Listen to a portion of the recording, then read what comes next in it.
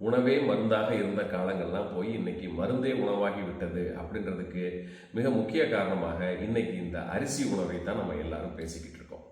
காலம் காலமாக நம்ம முன்னோர்களை ஆரோக்கியமாக வாழ வைத்த இந்த அரிசி நம்மை மட்டும் ஏன் இன்னைக்கு நோயாளியாக மாற்றியது அப்படின்றத இன்னைக்கு பார்ப்போம்.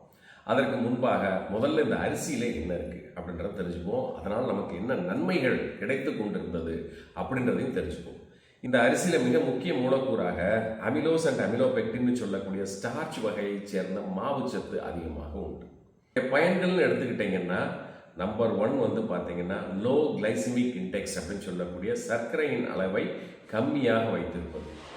ரெண்டாவது எடுத்துக்கிட்டீங்க அப்படின்னா நம்முடைய பெருங்குடல்ல இந்த நல்ல நுண்கிருமிகள் அப்படின்னு சொல்லக்கூடிய குட் கட் மைக்ரோபயோட்டா அப்படின்னு சொல்லக்கூடியதை நன்றாக மெயின்டைன் பண்ணக்கூடியது. மூன்றாவதாக பார்த்தீங்கன்னா இந்த ஷார்ட் செயின் ஃபேட்டி ஆசிட்னு சொல்லக்கூடிய நல்ல கொழுப்புகளை உற்பத்தி செய்வதற்கு உறுதுணையாக இருக்கிறது. அடுத்ததாக இந்த glutamic acid, aspartic acid, leucine அப்படின்னு நாம சொல்லக்கூடிய இந்த அமினோ அமிலங்கள் நிறைந்திருக்கிறது.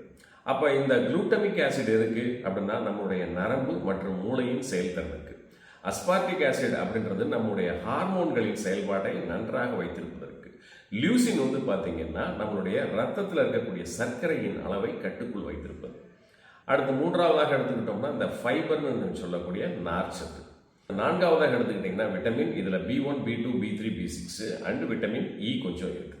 இது நம்மளுடைய நர்வஸ் ஃபங்க்ஷனுக்கும், ஹார்ட் ஃபங்க்ஷனுக்கும், பிரெயின் ஃபங்க்ஷனுக்கும், நம்ம உடல்ல சிகப்பணுக்கள் ஃபார்ம் ஆவதற்கும், நல்ல எதிர்ப்பு சக்தி கிடைப்பதற்காகவும், ஸ்கின் ஹெல்த் நம்ம சொல்லக்கூடிய தோள்களின் ஆரோக்கியத்திற்காகவும், டிஎன்ஏ ரிப்பேர்னு சொல்லக்கூடிய மரபணு சிதைவு நோய்கள்ல இருந்து நம்மளை பாதுகாக்கக்கூடிய ஒரு நல்ல திறன் படைத்ததாக இந்த விட்டமின்களை நாம் பார்க்கிறோம்.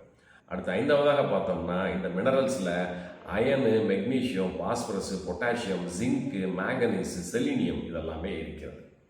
அப்ப இவ்வளவு நன்மைகள் பொருந்திய ஒரு முழுமையான ஒரு அரிசி உணவு ஒரு காலத்துல மருந்தாக இருந்திருக்கிறது. ஆனா இன்னைக்கு அந்த மருந்தை நாம் இழந்து விட்டோம். ஆகவே மருந்தை எடுத்துக்கொள்ளக்கூடிய ஒரு சூழ்நிலைகளில் இருக்கிறோம். அப்ப நம்முடைய உணவுக்கு நாம தேர்வு செய்யக்கூடிய ஒரு அரிசி எப்படி இருக்கணும் அப்படின்னா அனைத்து சத்துக்களையும் உள்ளடக்கிய ஒரு அரிசியாக இருக்கணும். எனவே நீங்க பயன்படுத்தக்கூடிய அரிசியை முழுமையாக பரிசோதனை செய்து பார்த்துக் கொண்டு பயன்பாட்டிற்கு எடுத்துக்கொள்ளவும் நோயின்றி வாழ எனது வாழ்த்துக்களை தெரிவித்துக் கொள்கின்றேன்.